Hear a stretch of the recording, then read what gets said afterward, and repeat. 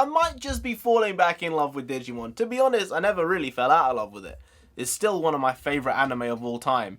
It just brings me back to my childhood. And especially now, after the last Evolution film came out, apparently, and it's definitely confirmed now because I saw the trailer last week or the week before, Digimon are making a new series with the same characters, but except they're placing it in 2020. So they're rebooting the show. I don't know what they're rebooting the show, all right? But they're doing it in 2020 as opposed to 1999 or whatever it was back in the day. So I guess the technology is going to be much more up to date. It's going to feel probably more integrated than it did back then. So yeah, reboot in 2020, official trailer 2.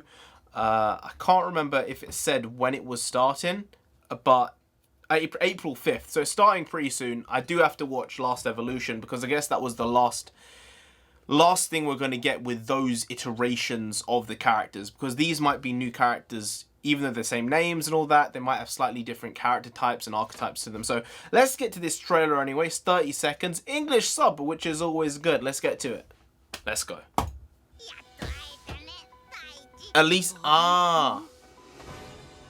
right.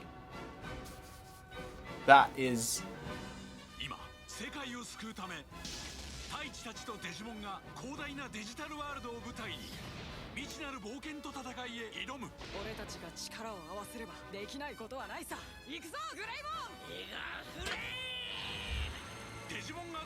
What is that?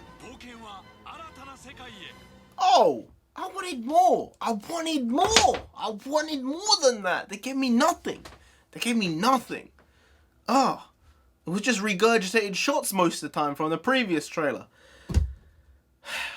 You got me. I want to watch it. I want to see what it is. You know, the thing with the original Digimon is, people will say, like, the big three from when I was a kid. If there were 3 or 4 big animes from the 90s in the West, because obviously there are loads which are just unknown to a lot of people, and now people are starting to watch more anime from all age groups. But back in the 90s and early 2000s, the big 4 animes were Pokemon, Digimon, Dragon Ball Z, and Yu-Gi-Oh! I would think. I don't know if Beyblade...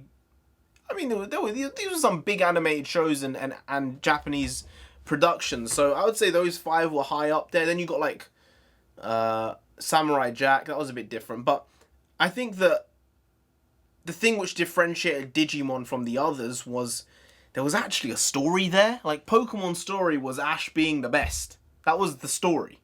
Which, when you're a kid, is an absolutely fine story. You're going to be fine with that storyline until you're 10, 11, 12.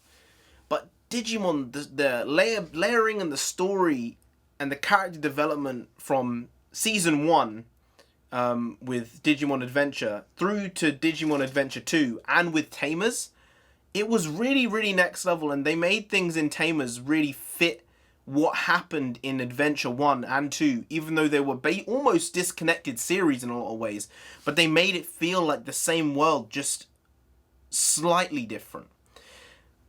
And I think that it's stuff like that which made it stand out from the other shows. Like Dragon Ball Z, iconic. Absolutely iconic. I have, the entire Dragon Ball Z box set on DVD. Not that anyone knows or uses DVDs anymore, but I do have them because it was just so... It makes me think about the good old times of coming back from school and watching television once in a while. It didn't happen that often, but occasionally it would be allowed to watch TV. But, even with Dragon Ball Z, you'd have to say that there was a lot of good character development in that show, but Goku's aim throughout it is basically be the best, be the strongest.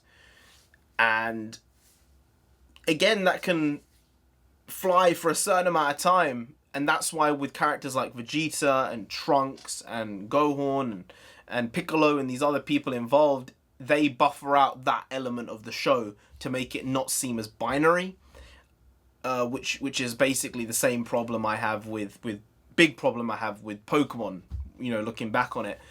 But Digimon doesn't have that problem, and I think that them making this new show, I just hope that they don't sully the greatness of the first 3 seasons of Digimon, because they are really, really something special. And hopefully this will be the same. You know, they really built out an incredible world with all that time they spent in the early 2000s and late 90s.